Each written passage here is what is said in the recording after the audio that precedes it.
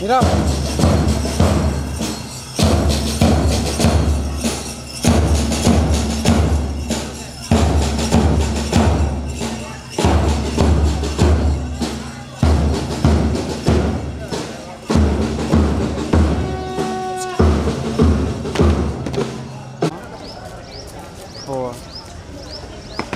हाँ हाँ, ये तो हूँ करा दो। हाँ એ NEP જે ઘડાયું એની જે ટીમ હતી એના વન ઓફ ધ મેમ્બર છે. એટલે જ્યારે આપણે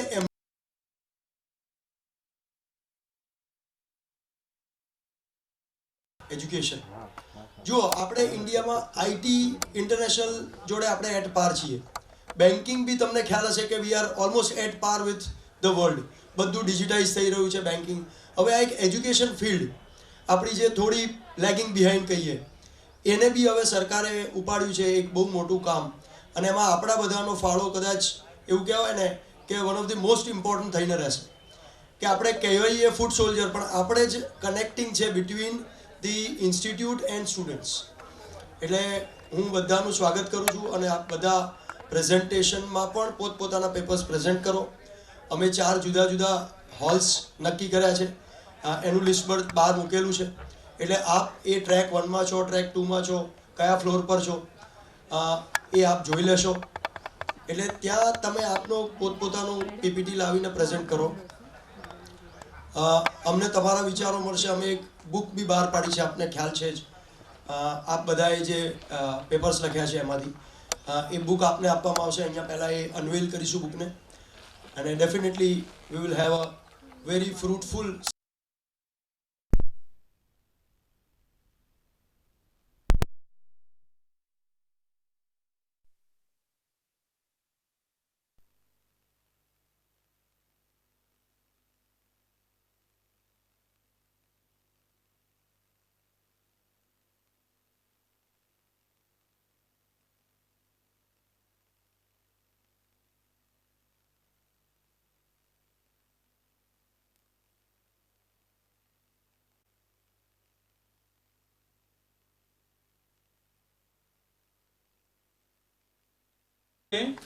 એમાં લોકોએ કન્વિનિયન્ટ પ્રમાણે અલગ અલગ લખેલું છે. એટલે તમારે એક્ઝેક્ટ જે સર્ટિફિકેટમાં જોતું હોય તમારું નામ, તમારે ઇન્સ્ટિટ્યૂટનું નામ, એ રીતે તમારે ફોર્મ ભરી દેવાનું છે અને 12 ટેબલ ઉપર આપી દેવાનું છે. ફીડબેક ફોર્મ અત્યારે નહીં, એ તમે જાઓ એ પહેલાં આપીને જજો. સર્ટિફિકેટ કલેક્ટ કરવા જાઓ 4:30 ત્યારે ફીડબેક ફોર્મ આપીને જજો પ્લીઝ.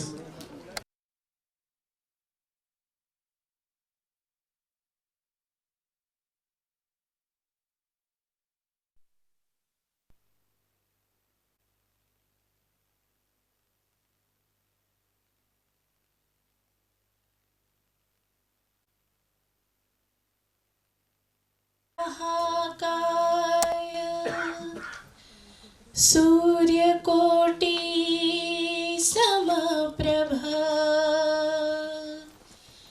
निर्विघ्नं कुरु मे देव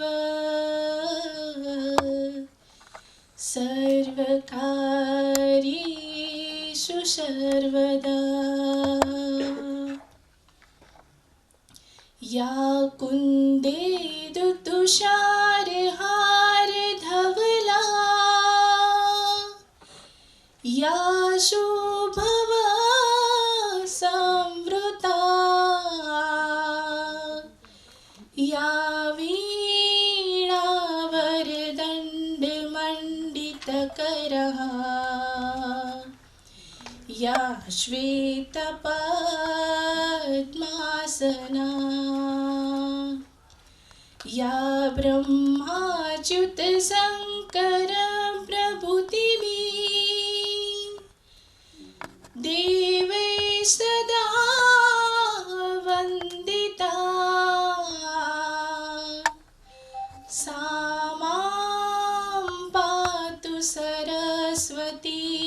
भगवती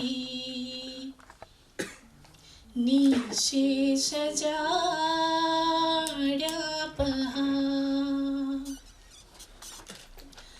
હું કરું વિનંતી માં આપને હું કરું વિનંતી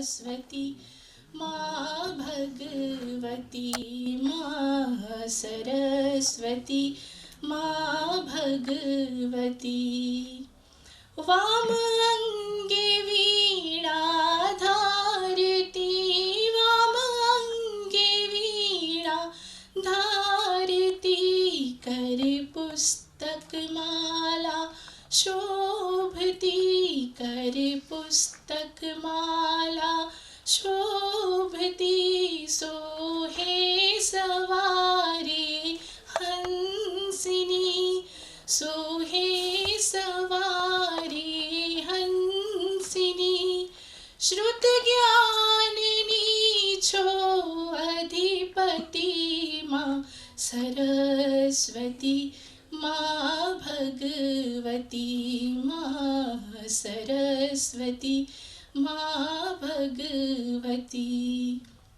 देव वृंद तमनि सदान में देव वृंद तमनि सदान में तब नाही मन रमणे रमे करुणामयी भवतारिणी करुणामयी भवतारिणी मुझ तम तिमीर निवारती माँ सरस्वती माँ भगवती माँ सरस्वती माँ भगवती घट घट तमारो मावास छे घट घट तमारो मावास छे तम दृष्टि थी अजवास छे तम दृष्टि थी अजवास छे सेवे मने चरणो सदा सेवे मने चरणो सदा अज्ञानताने निवारती माँ सरस्वती माँ भगवती हूँ करूँ विनंती माँ आपने के सुधार जो मारी मती माँ सरस्वती माँ भगवती माँ सरस्वती माँ Bhagwati. Thank you very much. Shri Chirag भाई ठाकरे।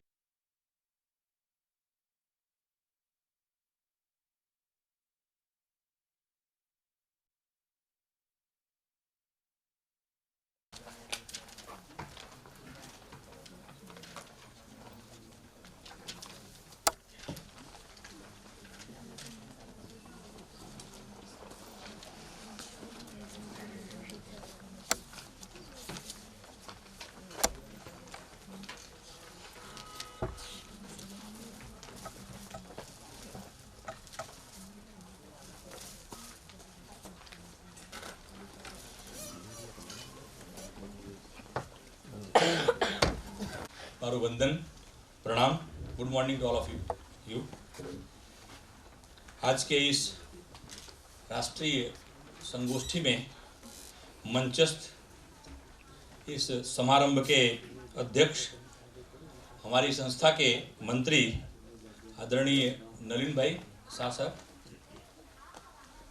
आज जिनका आप लोग बेसब्री से इंतज़ार कर रहे थे सुनने के लिए, ऐसे हमारे की नोट स्पीकर जिनको किसी परिचय की ज़रूरत नहीं कि एक ऐसा देदीप्यमान चारित्र, एक ऐसा व्यक्तित्व, एक ऐसे शिक्षणविद, एक ऐसे विचारक और संशोधक जिनकी महक राष्ट्रीय फलक पर है, ऐसे आदरणीय डॉक्टर रमाशंकर दुबे जी का हम हमारे संस्था परिवार की तरफ से, आप सबकी तरफ से मैं उनका हार्दिक स्वागत करता हूँ। मंचस्थ हमारे दूसरे आमंत्रित मेहमान, वैसे ये सब परिवार, इसी परिवार के ही सब सभ्य हैं, लेकिन आज के इस प्रोग्राम में हमारे लिए हमारे विशेष हैं आदरणीय सुरेश भाई सर, आदरणीय नायक साहब, आदरणीय जयदीप भाई ब्रह्मट साहब, हमारी इसी संस्था के ही वो पायनियर हैं, कारोबारी सभ्य हैं। सर आप सबका भी स्वागत है। आज के हमारे मुख्य मेहमानों में एक आदरणीय चिराग भाई ठाकर, एक युवा चेहरा कड़ी का, जो उद्योग जगत में तो एक सितारा के रूप में दिखाई देता है, लेकिन शिक्षण जगत में भी जिसका प्रभाव कम नहीं है। चिराग भाई रोटरी क्लब इंटरनेशनल कड़ी के पूर्व प्रेसिडेंट भी हैं। इसके बावजूद मैं आपको बताऊं काफ़ी संस्थाओं में जुड़े हुए हैं। इनका खुद का विक्रांत ग्रुप ऑफ इंडस्ट्रीज, एक अच्छा नाम कड़ी में और भारत के मैप में भी हैं। चिराग भाई के बारे में 2-3 शब्द में और आप बताऊं आपको। एक युवा जो एक डायनेमिक विचारों के साथ में समाज में सामाजिक सेवाओं में जुड़ा हुआ हो, जिसके पास खुद की सोच हो, जो हर चीज में पॉजिटिविटी देखता है, एक ऐसे चिराग भाई ठाकर का एक जोरदार तालियों से हम स्वागत करें। राष्ट्रीय शिक्षा नीति के बारे में वो शिक्षण जगत से संबंध उनका, मतलब डायरेक्ट टीचिंग में नहीं होने के बावजूद भी उनको इतना इंटरेस्ट था इसमें कि एक दो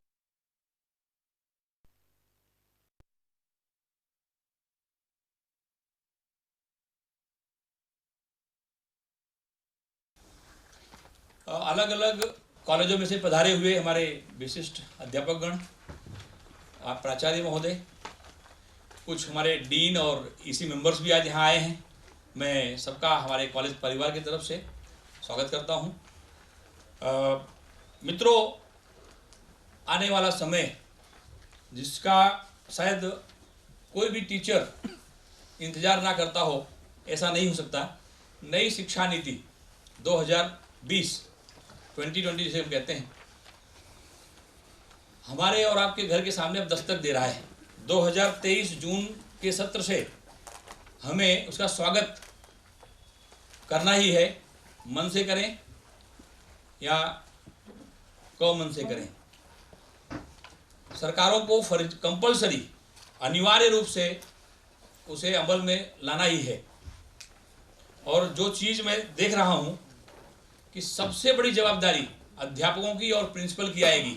एक बार जब न्यू एजुकेशन पॉलिसी, नई राष्ट्रीय नीति अमल में आएगी, वास्तविकता का स्वरूप धारण करेगी, उसके बाद सबसे बड़ी जवाबदारी हमारी और आपकी होगी कि इसको किस तरह से, क्योंकि डिलीवरी सिस्टम में हम हैं, पूरे हायरार्की के नीचे सबसे नीचे पायदान पे हम आते हैं। एक कॉलेज में अध्यापक और प्रिंसिपल जिसको इसकी डिलीवरी करनी है, जिसको डिलीवरेंस में आना है, जिसको बच्चों के साथ में बैठ कर चर्चा करनी है, पेरेंट्स के साथ में आना है, भूतपूर्व विद्यार्थियों के साथ में आना है और एक समाज के साथ में इसका तारतम्य बनाना है।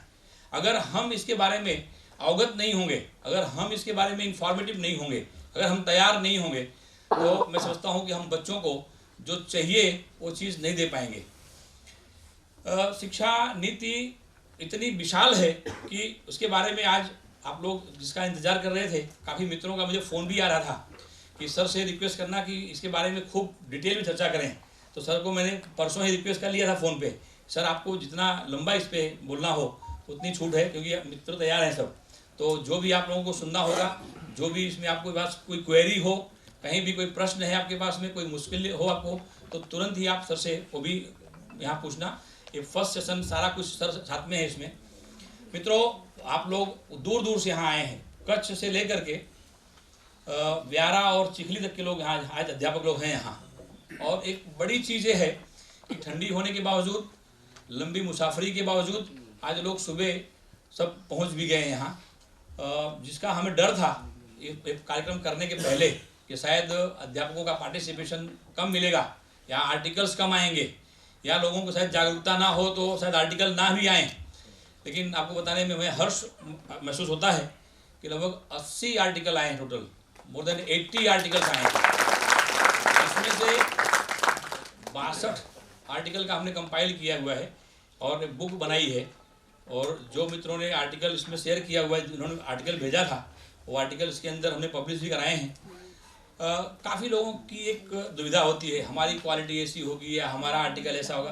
आपने प्रयास किया है, हमने प्रयास किया है, हम उनसे तो अच्छे हैं जिन्होंने प्रयास नहीं किया है। आप इस चीज़ को कभी भी दिमाग में मत रखना। और मैं इन चीज़ों में थोड़ा कम मानता हूँ। जिन्होंने लिखने का प्रयास किया है, कुछ तो किया आपने कम से कम पेन और पेपर तो पकड़ा है। कम से कम उन विद्वानों से आप अच्छे हैं जिन्होंने कम से कम पेन और पेपर पे 5 वाक्य भी नहीं लिखा है। इसलिए आप अपने दिमाग में से वो चीज़ निकाल देना कि आपका आर्टिकल दूसरों से खराब होगा या अच्छा होगा। आपने द बेस्ट लिखा हुआ है और हमने उसको हमारी बुक के अंदर लिया हुआ है। दूसरी चीज़ है कि आज की ये संगोष्ठी एक ब्रेन डिमॉन्स्ट्रेशन जैसा है। हम चाहते हैं कि थोड़ा सा आप लोग खुल के इस पे आइए। आपके पास जो भी आइडिया हो, जो भी विचार आपके पास हो या कहीं से भी आपने पढ़ा हो, तो आज वो चीज़ आप शेयर करना जरूर है। हाँ, क्योंकि सर बैठे हुए हैं जो इस कमेटी के मेंबर भी रहे हैं, ये पॉलिसी इम्प्लीमेंटेशन कमेटी के भी मेंबर हैं, और इस नीति के ऊपर कोई भी कार्यशाला होगी तो सर उसमें जरूर रहने वाले हैं। इसलिए आज डायस के ऊपर एक ऐसा विद्वत यहाँ हाजिर है, एक मौजूद है, जो इस पॉलिसी के जन्म से लेकर और क्रियान्वयन तक साथ में वो रहने वाले हैं।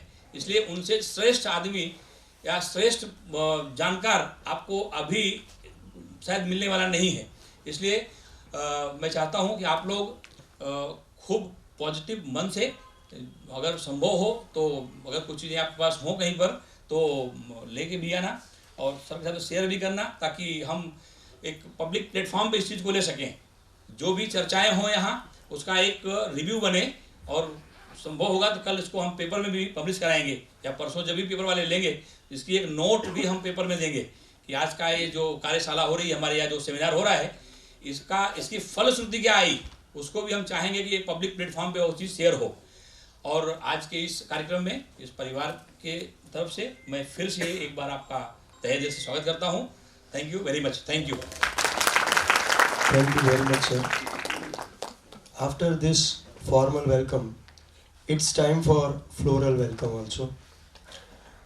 May I request our principal sir, G.D. Tripathi sir, to welcome Nalin sir with a shawl and a bouquet.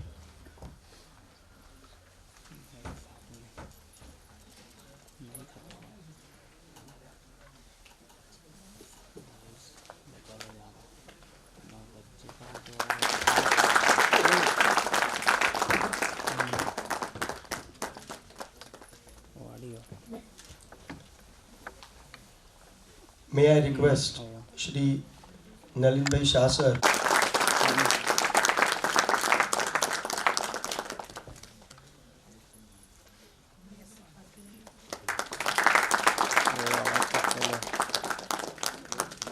Double आवाज है।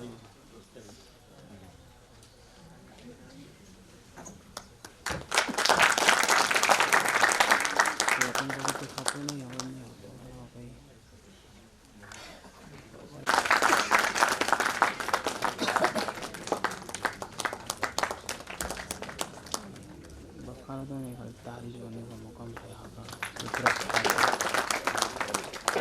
May I request Dr. G.M. Chawda sir to welcome Nayak sir.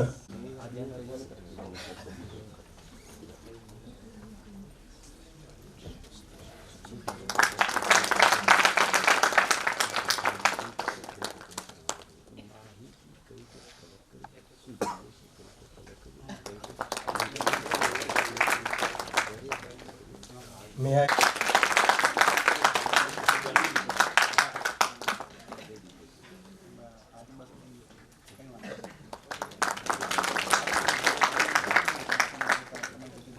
Now may I request Dr.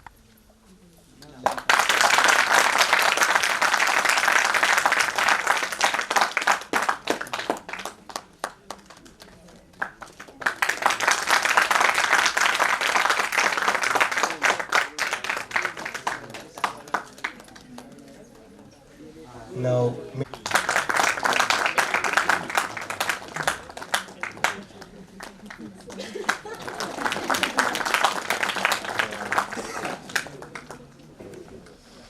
Thank you, Pawar sir. May I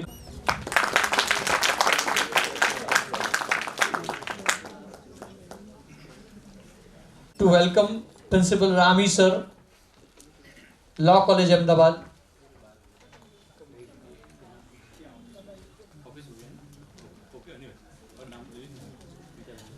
May I request Paras Ben Chaudhary to welcome Principal Meeta Ben.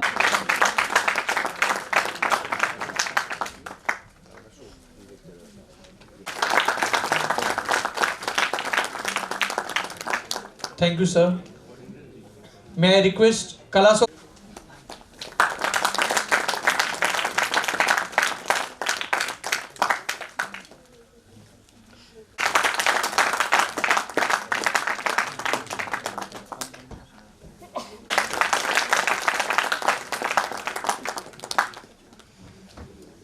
On the dais and dignitaries of the dais, dear friends,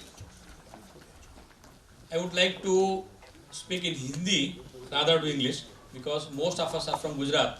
Therefore, it would be better to speak in Hindi. आज का विषय मैं पहले भी एक स्वागत प्रवचन में भी ये चीज़ ले लिया था कि एक बर्निंग इश्यू है जो 34 साल बाद इस देश को मिला है। देखा जाए तो शिक्षण जगत की एक बहुत पुरानी एक मांग कहें आप या एक जरूरत कहें जो इस सरकार ने 2020 में पूरी की है। सर डायस पे हैं, वो शायद इस कमेटी के मेंबर भी रहे हैं पूरा फॉर्मुलेट करने में, ज़्यादा प्रकाश इस पर डालेंगे।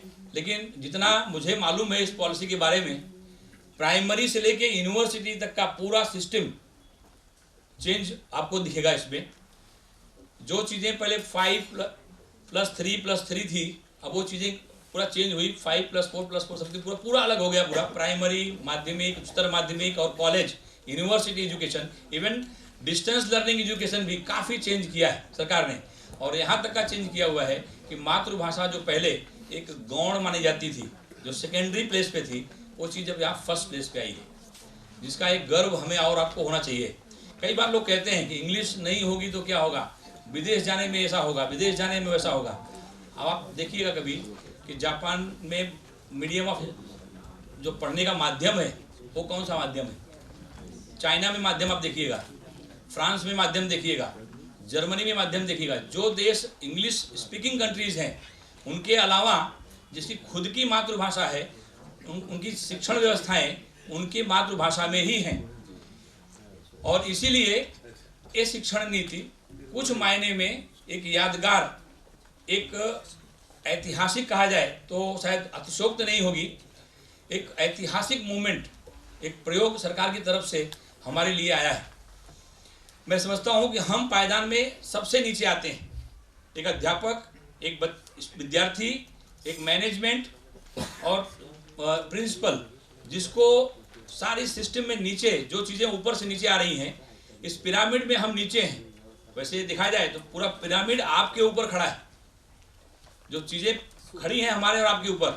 पॉलिसी भले बन गई है लेकिन इसका इफेक्टिव, जिसे हम कहते हैं असरकारक या निर्णायक, जो इसकी जो जब तक हम इसको एक परफेक्ट या पूर्ण रूप से इसको हम स्वीकार करके और अमल में नहीं लाएंगे या इसका प्रयोग नहीं करेंगे, तब तक आप मान के चलिए सरकार कोई भी पॉलिसी बनाए उसका परिणाम आपको जो चाहिए वो नहीं मिलेगा।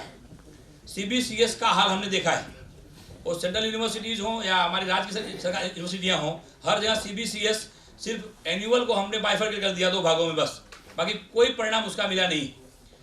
अगर उस हिसाब से यह नीति अमल में आएगी या असर में आएगी तो परिणाम शायद जो चाहिए वो नहीं मिले, लेकिन हम नेगेटिव अभी से होंगे तो परिणाम शायद और ख़राब होगा।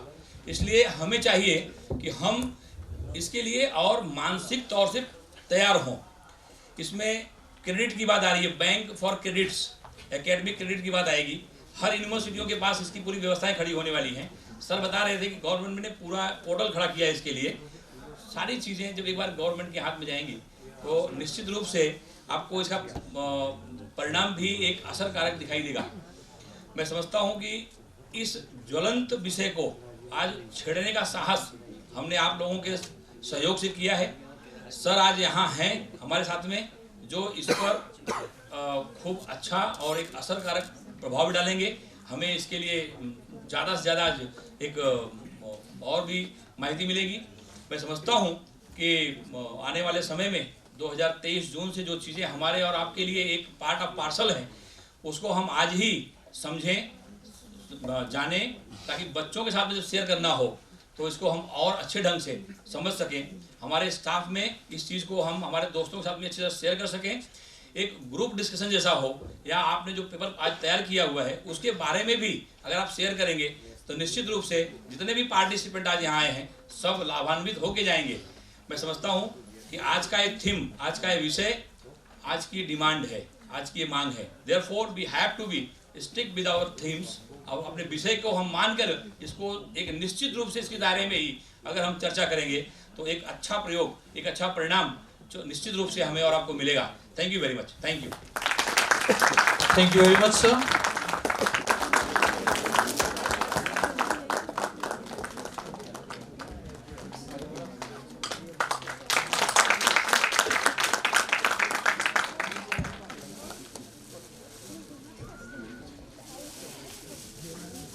Thank you all. We could include only papers which we received before 20th, that was the deadline, and we also had to reject some of the papers. We are sorry for that, but we must say that you attempted and that was a good attempt. Now, I would request Shri Chirag Bhai Thakur sir to say a few words on the conference. Shri Chirag Bhai Thakur sir. નમઃ શિવાય. સંસ્થાના માનનીય મંત્રી શ્રી નલિનભાઈ,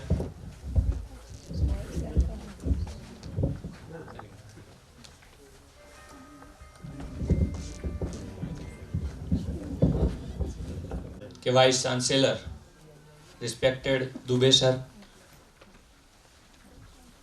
मंच पर विराजमान संस्था के trustees and principal and my friend Tripathi sir. नई शिक्षा नीति आ रही है। मैंने दुबे सर से बात की। बहुत लोग सोच रहे हैं कि क्या होगा, कैसे होगा, लेकिन करना पड़ेगा, क्योंकि ये देश जो विश्व को शिक्षा देता था वो आज दूसरे देशों की शिक्षा पद्धति पे चल रहा है। ये देश जहाँ पे हजारों साल पहले बड़ी बड़ी यूनिवर्सिटीज थी, तक्षशिला, नालंदा जैसी, वो देश आज अंग्रेजों की वजह से मेकोले शासन की जो पद्धति है पढ़ने की, उसके ऊपर चल रहा है। तो हमको देश को विश्व गुरु बनाने के लिए हमारी पुरानी शिक्षा पद्धति को वापस लाना पड़ेगा। जैसे विवेकानंद जी ने बोला था कि अगर हमारे देश को बचाना है तो वेद की ओर वापस जाना पड़ेगा, वैसे ही ये शिक्षा पद्धति जो आ रही है वो बहुत सरल है, जितना मैंने समझा है, क्योंकि 3 साल से हम लोग कोई ना कोई जगह पे इसका डिस्कशन को सुन रहे हैं। ना मैं अध्यापक हूँ, ना मैं टीचिंग लाइन से, लेकिन त्रिपाठी सर जैसे दोस्तों की वजह से ये सब सुनने को मिलता है, तो आनंद होता है कि चलो अपनी सरकार भी हमारे बच्चों के लिए कुछ अच्छा सोच रही है। जैसे मैंने देखा कि बैगलेस 10 दिन तक बैग लेके नहीं जाना है, तो आज दूसरी तीसरी कक्षा के बच्चे भी अपने खुद के वजन से ज़्यादा की बैग्स लेके जाते हैं। इसकी वजह से बच्चे का मन पढ़ने में नहीं लगता है। दूसरा हमने देखा है, जब हम बात कर रहे थे, त्रिपाठी सर, दुबे जी सब, जो रिस्पेक्ट था, जो एक गुरु का एक शिष्य के प्रति और शिष्य का गुरु के प्रति वो अभी नहीं रहा है। जो पुराने हम हैं तो हमारे गुरु आज भी रास्ते पे मिल जाए हम उनको नमन करते हैं, नीचे नम के उनको वंदन करते हैं, वो आज दिखाई नहीं दे रहा है। तो जो नया शिक्षा नीति है वो हमारे राष्ट्र को फिर से एक बार अपनी पुरानी गुरुकुल पद्धति, बहुत सारी इसमें योजनाएं हैं, जैसे कोई बच्चे का पढ़ना छूट जाए तो वो कभी भी ज्वाइन कर सकता है, कोई बच्चा है कि उसको 2 सब्जेक्ट अलग अलग फैकल्टी से चाहिए तो वो ले सकता है। तो बहुत सारी चीज़ें मैंने ऊपर से देखी है कि किसी बच्चे को ऐसा नहीं लगेगा कि भाई मेरा पढ़ना मैं छोड़ दूं। किसी को मैथ्स नहीं आता है तो वो मैथ्स के अलावा भी आगे बढ़ सकता है। जैसे हमारे यहाँ पे मैथ्स साइंस नहीं आता है तो बुद्धू है, वो नहीं है। अभी ये शिक्षा नीति हर एक बच्चे को जो इंटरनल स्किल है उसको बाहर लाने में सपोर्ट करने वाली है, और ये शिक्षा नीति को सपोर्ट करना पड़ेगा सबको, क्योंकि ऊपर मोदी सर बैठे हैं और वो जो एक बार लिख लेते हैं वो होता है। एक छोटी सी बात याद आ रही है, एक राजा का बहुत बड़ा दरबार था, तो राजा ने सभी ज्ञातियों के लिए कुछ ना कुछ काम दिया। तो जो दर्जी होते उनको दिया कि भाई तुमको मठ तुमको लाना है हमारी घुड़साल के लिए, घोड़ों को मठ तुम्हारी ओर से आने चाहिए। सारे दर्जी ने मीटिंग किया कि ये तो अन्याय है, ऐसे कैसे राजा बोल सकते हैं कि हमको सारे घोड़ों को इतने कितने बड़े घोड़े हैं इनके, तो हम इतने सारे घोड़ों के लिए मठ कहाँ से लाएंगे। बोले नहीं ये तो इसका अन्याय, हम विरोध करेंगे राजा के सामने जाके।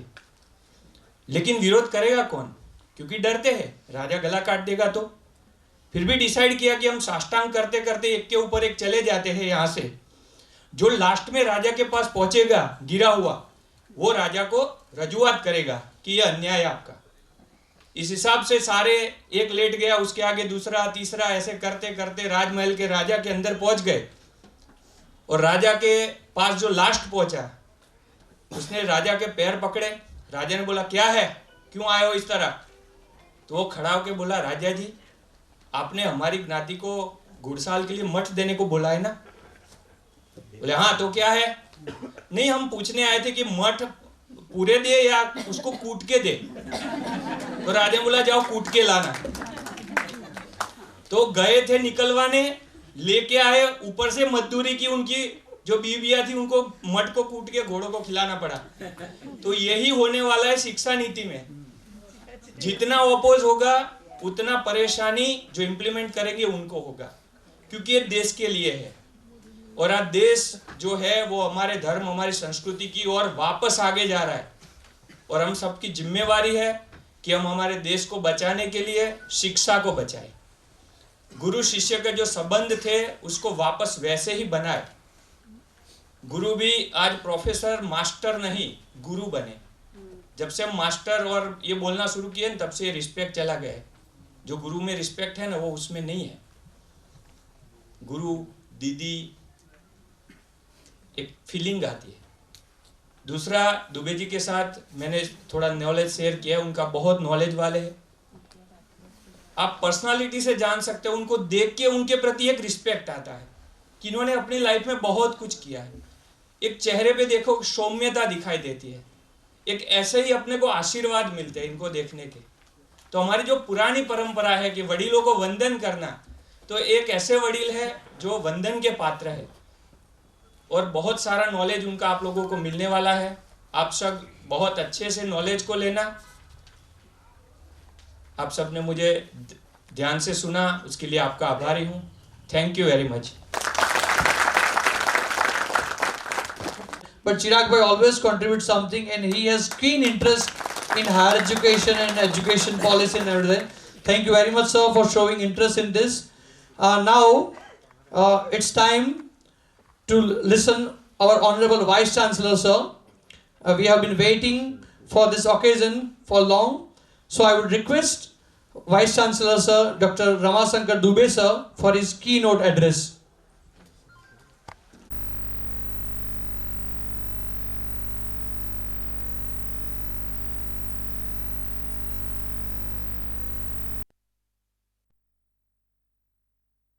कॉलेजों से आए हुए सभी प्रिंसिपल्सगण, सभी महानुभाव, सभी शिक्षकगण, शिक्षिकाएं, छात्र और first of all I express my gratitude to the principal of this college, G.V. Tripathi ji, for providing me the opportunity to come over here and to share my views with you. I have been working in teaching profession like most of you, and basically I am a teacher at Banaras Hindu University, and right now I am working as Vice Chancellor in Central University Gujarat at Gandhinagar. आज का विषय है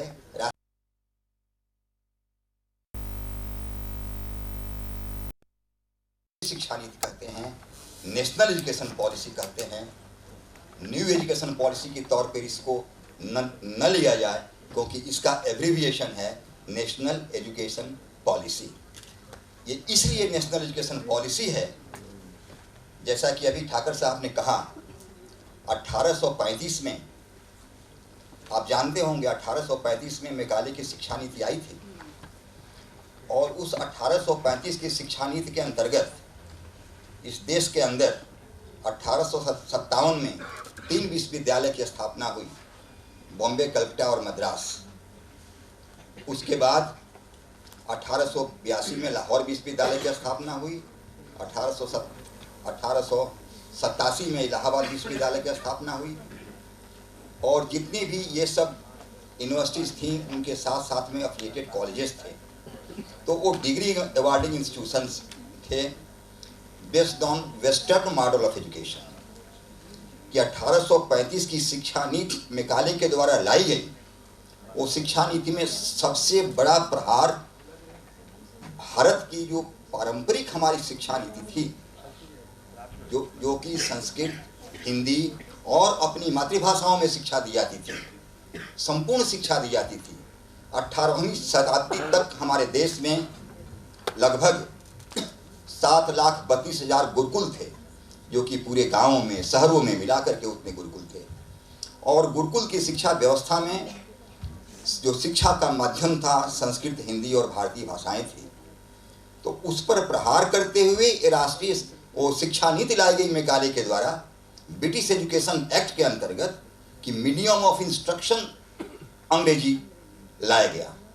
तो अंग्रेजी लाने से भाषा से कोई विरोध नहीं, मगर अंग्रेजी के साथ में जो अंग्रेजियत लाई गई, वेस्टर्न सिविलाइजेशन का इन्फ्लक्स जो देश के अंदर में लाया गया, उसके चलते हमारी जो भारतीय संस्कृति थी वो संक्रमित होने लगी।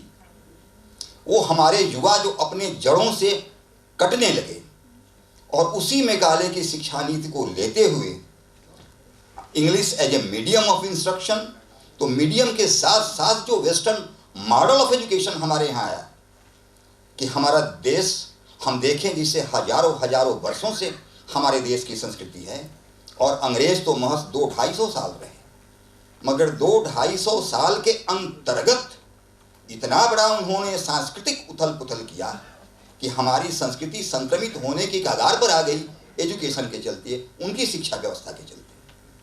क्योंकि शिक्षा ही सारे सुधारों की जड़ है। हम समाज के अंदर कोई भी परिवर्तन करना चाहते हैं तो शिक्षा के माध्यम के से ही परिवर्तन संभव है। 1947 में भारत आज़ाद हुआ। आज़ाद होने के बाद अभी हम बताएंगे कई एजुकेशन पॉलिसीज आई, कमीशंस आए, मगर किसी ने ध्यान नहीं दिया कि हमारे जो भारत की भारतीयता है, भारत की जो आत्मा है, वो हमारे शिक्षा में किस तरह से प्रतिबिंबित हो। और वो पहला प्रयास हुआ वर्तमान केंद्रीय सरकार के नेतृत्व में कि 29 जुलाई 2020 को राष्ट्रीय शिक्षा नीति 2020 आई, जो कि वास्तव में भारत की आत्मा को प्रतिबिंबित करती है। इस शिक्षा नीति के मूल में है हमारे छात्र छात्राओं का होलिस्टिक डेवलपमेंट। होलिस्टिक डेवलपमेंट का अर्थ होता है सर्वांगीण विकास। शिक्षा का उद्देश्य केवल बौद्धिक विकास नहीं होता, शिक्षा का उद्देश्य केवल मेंटल डेवलपमेंट नहीं होता। शिक्षा का उद्देश्य शारीरिक विकास, मानसिक विकास, बौद्धिक विकास और आत्मिक विकास। आत्मिक विकास मीन्स स्पिरिचुअल डेवलपमेंट। वो मनुष्य समझे कि कोई सुपर नेचुरल पावर भी है, हम एक दूसरे के साथ किस प्रकार बंधे हुए हैं, हमारा हमारे वातावरण के प्रति हमारा क्या कर्तव्य है, हमारे आसपास के लोगों के प्रति हमारा क्या कर्तव्य है। So this is all together known as holistic development. मनुष्य के अंदर जो सारे शक्तियों का विकास, भावात्मक शक्तियों का विकास।